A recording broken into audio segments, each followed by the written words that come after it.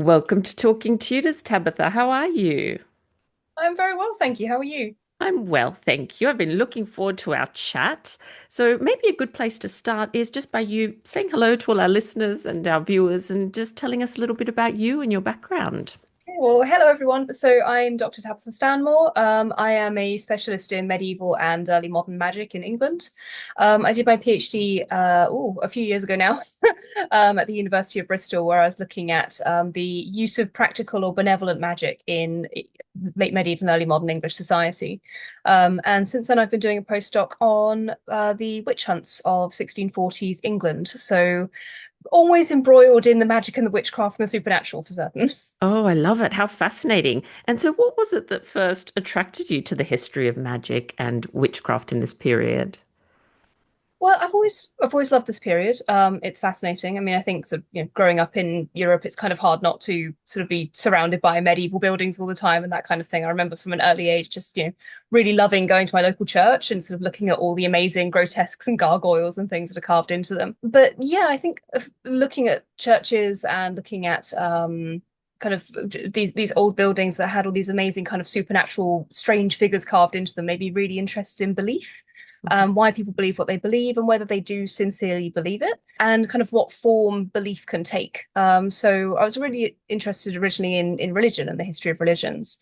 And then I realized that actually there's this whole kind of subculture of belief going on that we don't take as seriously. And I didn't really understand why.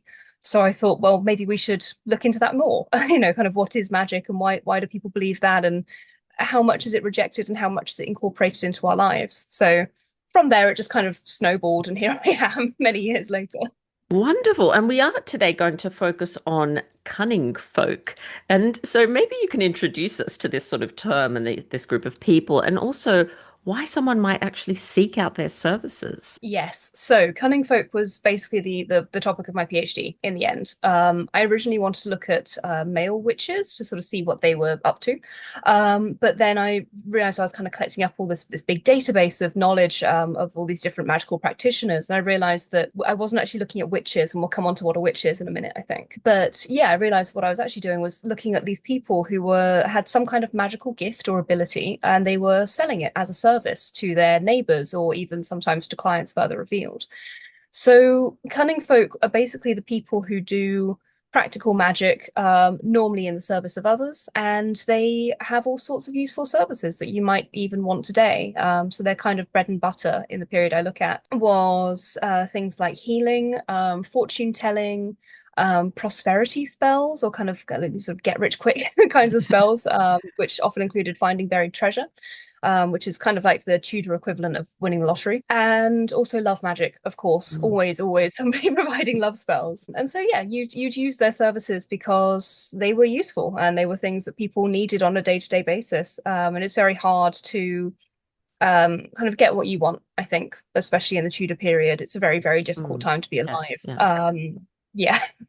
And so, kind of even sort of this is a time when a cold could easily snowball into something that could kill you. So if you couldn't rely on your medicine or there wasn't a good sort of doctor around, then turning to magic seems like a very sensible option. And so people did. Yeah, So, yeah. absolutely. Yes. And so let's talk about the difference there, because you mentioned, of course, witches. It's a sort of different area. So how does the magic practiced by cunning folk differ to that of, witches? And why wasn't it prosecuted as much as witchcraft?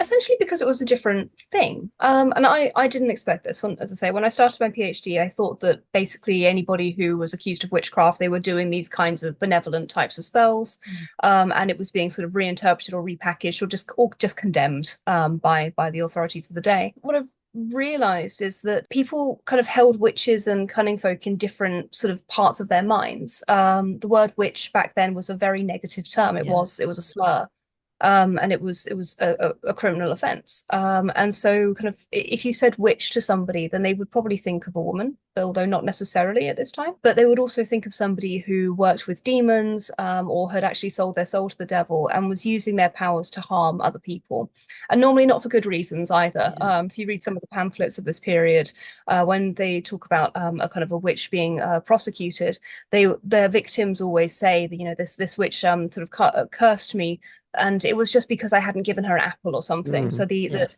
the punishment is always worse than the apparent crime, and that kind of that spitefulness and that genuine threat to their neighbors is something that people would have carried in their minds when it came to witches. When it came to cunning folk, they were just your average person, really, who had a magical ability and were therefore much more accepted and much more in demand than their darker supernatural neighbors. So interesting, isn't it? And so, can you give us some specific examples, perhaps, of the practices and the rituals practiced by cunning folk? Yeah, there's a real range. The term cunning folk is a very, very broad one. It doesn't really encompass this huge array of people who were practicing it. So yeah, it really varied from sort of that your kind of local farmer or shepherd or brewing woman or something like that, all the way up to people who were kind of employed by the Queen of England. And she had lots of astrologers and kind of very well educated magicians in her employ. So it's a really broad range of things, and these different people would practice different forms of magic and have different rituals. So at the very basic end, you had things like the sieve and shears, which is basically where you take a sieve like you would use for sifting flour, basically Mhm. to kind of try to get the big sort of kernels out of flour.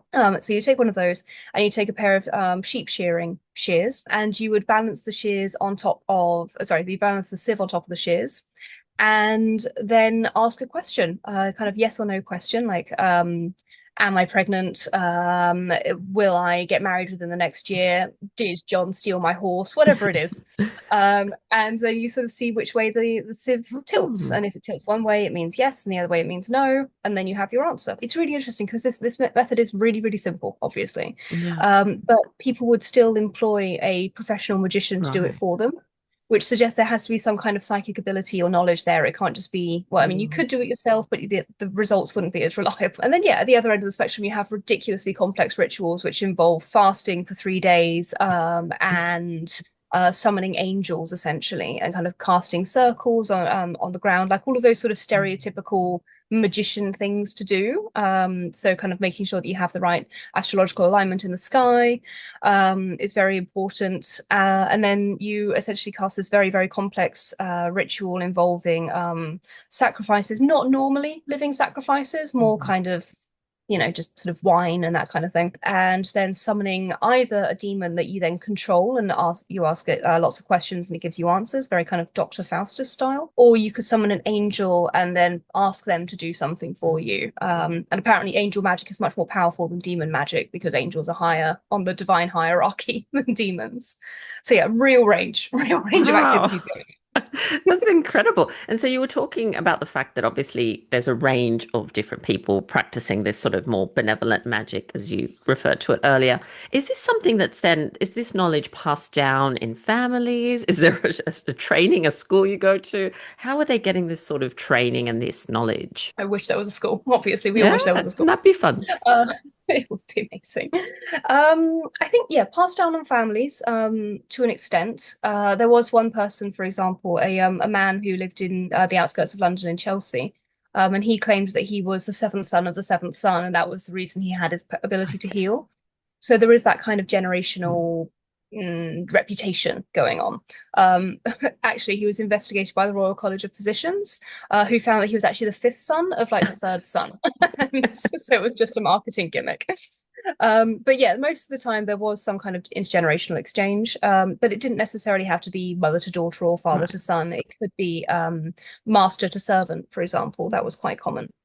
And in terms of school, that there wasn't one because for most of the period we're looking at, magic wasn't legal. But if you were a man who was lucky enough to go to university, university libraries, especially Oxford and Cambridge libraries, held a lot of magic books. And so there's lots of reports of undergraduates basically sort of sneaking into the library, getting these books out and trying out the rituals. So yeah, you could kind of go to school and learn magic. And so you've obviously spent a lot of time immersed in these stories and sources. So have you come across any that kind of particularly surprised you or maybe even shocked you? Oh, quite a few, to be honest. I mean, some of them are just so flagrant. I mean, I'm always obsessed with the magician William Wycherley, because he was arrested in London for practicing magic. And he was arrested by the church courts, and the church didn't have the ability to sort of severely punish anybody. They could make you do penance, but that was basically it. You know, you could sort of go and stand in front of your congregation the next week and sort of apologize for what you've done. They didn't have the ability to sort of torture Yeah. or kill or anything like that. So he was arrested in 1549, which is after Henry VIII had introduced the Witchcraft Act. But he'd also it had been repealed by this time. So there was no real reason for William Wycherley to want to confess his entire life story.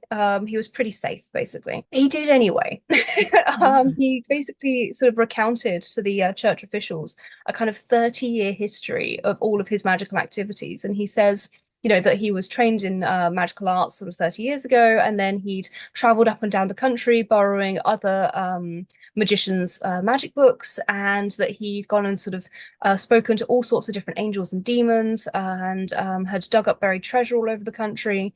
And he even says that he met a demon that was in the employ of Cardinal Wolsey. Ooh, that's interesting. So there's all sorts of gossip that he's just kind of throwing out there, and I don't know why. I don't know why he shared all of this, but he clearly really wanted to. And yeah, I'm surprised that he felt confident enough to do that. Like that seems Yes. strange. And also that he hadn't come against the law before, because you know he Yeah. had been trespassing on people's land, digging up buried treasure for years, and that's like that was definitely a felony. Apart from anything Mm. else, you're kind of stealing treasure. So yeah, he's a fascinating guy. Wow, I love that. What was his name again, Tabitha? William Wycherley. Witchley. I love that too. Yeah. That's very appropriate, isn't it? So why do you think that we sort of know so much about witchcraft and witch trials, or they're very much in our sort of popular imagination, and yet cunning folk seems to have gone a little under the radar? I think there are a couple of reasons. I think partly it's because even during the kind of Tudor period, witches were always more exciting. Yeah. You know, there's pamphlets written about witches, and they're shocking, right? It's kind of almost like the tabloid media of the day, and so people were, you know, there's more available reports of witches doing their thing than there are cunning folk, which also made this very hard to research. And I think that's the other reason actually is because this stuff is quite hard to research and it doesn't seem as interesting on the surface. I mean, thinking about kind of witchcraft history was sort of partly born out of the second wave feminist movement, and kind of women's studies being on the rise, and the idea of lots of women being imprisoned and executed for a crime was part of the history that people were looking into then. So we have a much better established history of witchcraft than we do of cunning folk, because that was just kind of the priority, which is very fair. There's a good Yeah. reason to be Yeah. researching witchcraft history, and it's a very important part of our history. But yeah, I think that means that cunning magic and kind of benevolent magic has very much sort of taken a side line Yeah. until now. A couple of other questions. So, in terms of your research, you obviously said there it's quite challenging to research this. So, how do you go about it? And what are some sort of useful sources that you've found when you're looking into this area? Yeah, it's been difficult. I'm not going to lie. As I say, there's a very easy starting point when it comes to sort of researching witchcraft history, because there is so much published about it. Yeah. Yeah. Whereas with Cunning Folk, so they weren't really a big deal in their own time either. Mm. I think I sometimes compare them to dentists. Like they're performing a service. Nobody particularly wants to visit a dentist or a cunning person, but they will do, and they sometimes have to. But you don't have people writing big, impressive Mm. stories about dentists. And the same thing with cunning folk. So the main way I found information about them was through the church courts, Mhm. because for a lot of their history, cunning folk were seen as probably just kind of practicing religion wrong. So the church would Right. often sort of check in on what cunning folk were doing and sort of say, like, oh, this isn't actually sort of legitimate religion, so please change your ways. And also, they sometimes turn up in the kind of the magistrates' courts, or the kind of the crown courts, often because of fraud, because they claim to be able to do something that they're paid for, and then they don't manage to deliver. So yeah, they're prosecuted from that as well. So the courts can still be very useful for discovering things about cunning folk. But the other source of information are just really scattered. Things like diaries and letters, or plays are really important as well. If you actually start reading Shakespeare quite closely, you'll notice there are cunning folk all over the place. They're in the Merry Wives of Windsor, they're in Comedy of Errors, and they're always side characters, but they're always kind of hiding there in the background. So yeah, if you start looking for them, Yeah. cunning folk are everywhere. Yeah, I recently went to the exhibition on medieval medicine. I don't know if you've been at Cambridge Library, which is fascinating. And what really struck me was how blurred the line is between medicine and what looks to be magic. I found that really interesting. Have you come across that as well, obviously, in your research? Yeah, absolutely. And you're right, there it's such a blurry line. And I think by the time we get to the kind of the end of the Tudor period, there is a little bit more distinction. People are kind of trying to clarify this a bit more. But if you go back into the 13th century, for example, the best physicians of the day, including, the ones that were sort of administering to the royal family, were incorporating magic into their cures. And they would have seen this as perfectly fine, partly because this is a deeply religious society, and you're going to be sort of administering a poultice at the same time as praying to God that it works anyway. So maybe Yes. you just do a little bit more kind Yeah. of supernatural stuff as well. And it was seen as part of science as well, like things like using crystals, for example. Kind of crystal healing is a big thing now, and most people would call that some form of magic. But in the early modern period, using a crystal was seen as a kind of using the esoteric powers of nature. And they weren't quite sure whether to put that in magical science, but most people argued that it was a form of science. So Yeah. yeah, it's very, very, very blurry. Really blurry. And did you come across any cases where a person practicing as a sort of cunning folk or cunning person was then kind of crossed over into the witch camp or persecuted for something? Sometimes, yeah, yeah, Mm. it did happen. And it's absolutely devastatingly sad when it does happen. I think I've got about 700 cases Oh, of wow. cunning, and I think maybe five of those ended up Okay. being accused of witchcraft. So it is a small number. So it was very rare for cunning folk to be accused of witchcraft. But there are sometimes very sensational cases of this happening. And one example is Ursula Kemp, who was part of the St. Osyth's witch trials in the 1580s in Essex in England. And she was basically kind of witch zero in this Mm. particular witch trial. And the reason that she was accused was because she used to do lots of healing, and she used to kind of handle children's diseases. But then they went wrong, essentially. Right. And then she ended up being accused of witchcraft as a result of that. So it definitely could happen. Mm. And it was, as I say, devastatingly sad when it did. I think some people have kind of used this as an example of how there was such a very thin line between cunning magic and witchcraft. I am not convinced that's true. I actually Mhm. think one of the reasons that this case was so sensational was because it was a bit like a GP or a doctor being found to be murdering his Right. patients. It's Yes. that Yeah. sort of shock at the kind of the potential threat that cunning folk could pose that Mm. most people didn't sort of necessarily recognize. So yeah, it did happen, but it was quite rare, and I think it probably did shock society when it did. Yes, absolutely. And I'd love to hear a little bit about a project that you're involved with. It's called the Seven County Witch Hunt Project. Can you tell us a little bit about it and what the aims of this research are? Yes, so yeah, this research has just officially ended. It was a 3-year project at the University of Exeter with myself and Professor Marion Gibson. And we, yeah, just basically spent the last 3 years trying to find out more about the 300 people who were accused of witchcraft between the years 1645 and 1647. And this was a period that was right in the middle of the English Civil War. Mm. So this is kind of, I think, on the kind of the trauma scale, it's the sort of second most traumatic thing after the First World War that's ever happened in England. And so, yeah, there's kind of the country's being torn apart by war. There's religious polarization, there's social polarization, and right in the middle of this time, strangely away from where most of the fighting was happening, there is this massive witch trial, which is, I think, sort of 10 times larger than any other witch trial that we ever had in Wow. England. Yeah, I think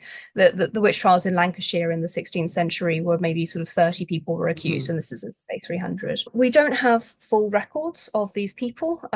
We have quite a few pamphlets that sort of report on what happened, but none of the data is complete. And a lot of it is filled with stereotypes and or just kind of throwaway comments. And so this project was trying to find out more about the actual people who were accused, who their families were, and who they were before they were given this label of witch and kind of then just sort of relegated to history. Um, it's been huge. It's been a very daunting project. We are sort of still working on it, and Marion and I have decided that we are just going to carry on working on this project Right. until we've run out of material. So about 30 years' time, I'll be on this podcast again talking about it. But no, it's been fascinating. And there's a blog actually Ooh. that is kind of has a kind of record of some of the discoveries we've made so far. It's called the Seven County Witch Hunt Hmm. Project blog. Long name, but straightforward. And yeah, so we've kind of just been sort of trying to find these people's stories, tell a little bit more about them, and find out more about their accusers as well. Because the people who were accusing these women and men of witchcraft genuinely were scared. They genuinely thought this stuff was happening to them, and they wanted to find, an answer. But then there's this question of how can you decide that somebody you've known probably since childhood is actually trying to sabotage you? What's happening to those communities? So lots of questions. Not as many answers we'd like, but we're getting there. And yeah, I think that both Marion and myself are working on books kind of as a result of this as well. Oh, So there will fabulous. be lots to read in the future. Oh, how wonderful. Yeah, it sounds like a very interesting project, but also very confronting, I imagine, in many ways. Difficult to look at that material. I think it can be sometimes quite hopeful as well.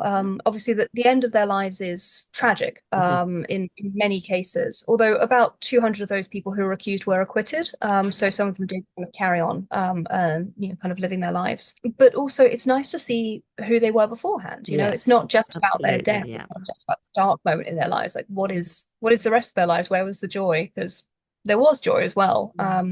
So it's nice to sort of see it in the round a bit more. But yeah, it Yeah. can be very difficult to read.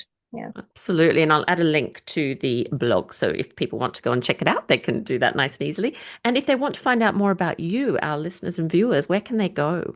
So I'm on Instagram at Tabitha Stanmore. I'm on Blue Sky at Magic Not Witches, and I also have a website, tabithastanmore.co.uk, which has a list of all the different events I'm doing all the time, and some of Oh, them are great. online. So if anybody further afield wants to come Yeah. and join me, Oh, that's yeah. really great because we do have an international listenership. So that's always good when people can get involved from different corners of the world. I love that. But I can't let you go just yet, Tabitha. One thing I like to do when I first have guests on the show is what I call 10 to go.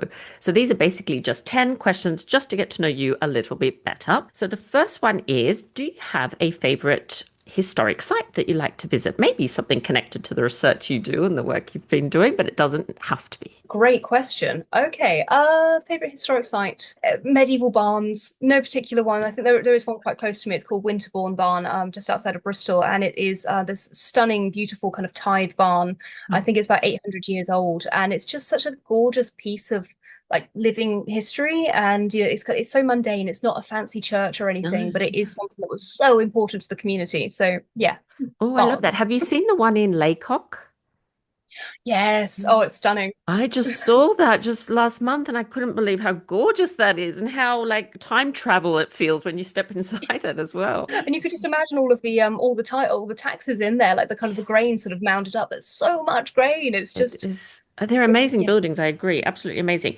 And of course, we're all book lovers here on Talking Tudors. So, what is the last book that you read, or perhaps one you're currently reading? I am currently reading a book called Fen Women by Mary Chamberlain. It actually is its 50th anniversary of being in the world, Oh, and no. it's a collection of women's experiences in a small Fenland community in Cambridgeshire, and it's absolutely fascinating. It's kind of an oral history Mhm. from the 1970s, but I'm reading it because the kind of the one of the things that's come out of this Seven County Witch Hunt project is a strange obsession with the Fens that I now have. And because the Fens in Cambridgeshire were one of the sites of a lot of witch trials. So Okay. yeah, I'm looking into that. So yeah, Fen Women, fantastic book. I recommend everyone reads it. Never heard about it, so I love that. Thank you. I've noted that down. And because we are talking about rituals and practices, do you have any rituals that you like to follow when you're writing, for example, or when you're researching, or when you're in work mode? I think when I'm in true work mode, I have about 10 pots of tea a day. So yeah, put in the kettle on. I think it's my main ritual. Love it. Absolutely love it. I'm sure there's lots of listeners that share that ritual. And what about a last film, or if not a film, maybe a series that you watched? Oh, I'm going to be a very stereotypical person here. I think the last series I watched was Wednesday. Oh, okay, lovely. I like it. It's very in keeping with what we're talking about. And what about an ideal Sunday morning for you? What does that look like? Oh, that's a great question.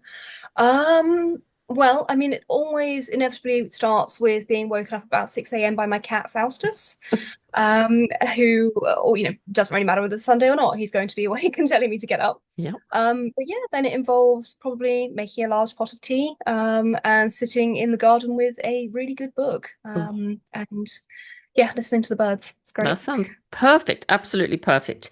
And is there a new skill that you would like to learn? Oh, so many. Um, The main one I want to learn at the moment is spinning. I Yeah, would really love to actually know how to turn wool into clothes. that would be Um, amazing, wouldn't it? yeah, it's on the list. It won't happen anytime soon, but it's on the list. I love it. And what about if you could recover an artifact? This could be anything from any period, really. Just something from the past that you could bring into today. What might it be? Could be an artwork or anything, really. I think something really everyday that we've Hmm. completely forgotten about that we didn't even realize was an important thing. So I feel like obviously if we're doing this podcast in 300 years' time, it would probably be a working smartphone just to sort of see what Yeah. life was like. Yeah. And I think it will be something similar. So I don't know, maybe a strange cooking utensil that, Hmm. and just sort of being able to kind of use it would be Yeah. interesting. So yeah, very Absolutely. mundane, but Yeah, yeah, no, love really. it. Love that you didn't go with a famous artwork or a jewel or something. What about a travel destination that maybe one you haven't been to that you would like to see? I would love to go to the sort of the far north, so like into the Arctic Circle. Oh, Never yeah, done that. too. Yeah, and I'm just, yeah, sort of absolutely stunningly beautiful landscapes. Also, there is quite a lot of kind of magical traditions from Yes. the Sami people that I would love to be able to sort of see without doing it in a kind of weird cultural appropriation way, which makes it difficult. Yeah. But yes, yeah, I think yeah, far Fabulous. north. Far north, that sounds good to me. And what do you like to do to relax and unwind? Running, annoyingly, yeah, Wow, lots of running. that's really good. Well, it just gets you out of your head and kind of It gets you into the does. countryside, and that's really nice. Yeah, So yeah. yeah. And all the physical stuff. I love that walking, running. Yeah.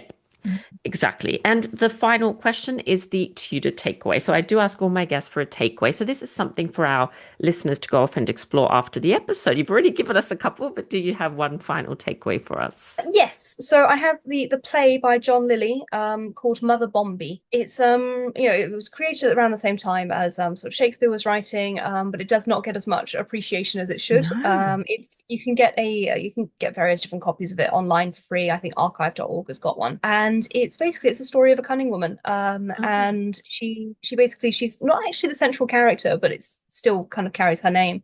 And she basically performs all sorts of different magical services to her neighbors, and her neighbors kind of debate whether she's good or whether she's evil. And it really encapsulates a lot of the thinking of kind of the late Tudor period about what magic was, and who used it and why you would use it. So it's a fantastic play. oh, I love that. And I sadly had never heard of it before. So loving that takeaway. Thank you so much. And thank you so much, Tabitha, for taking the time to come onto the podcast and talk Tudors with us. Oh, well, thank you very much for having me. I had a great time.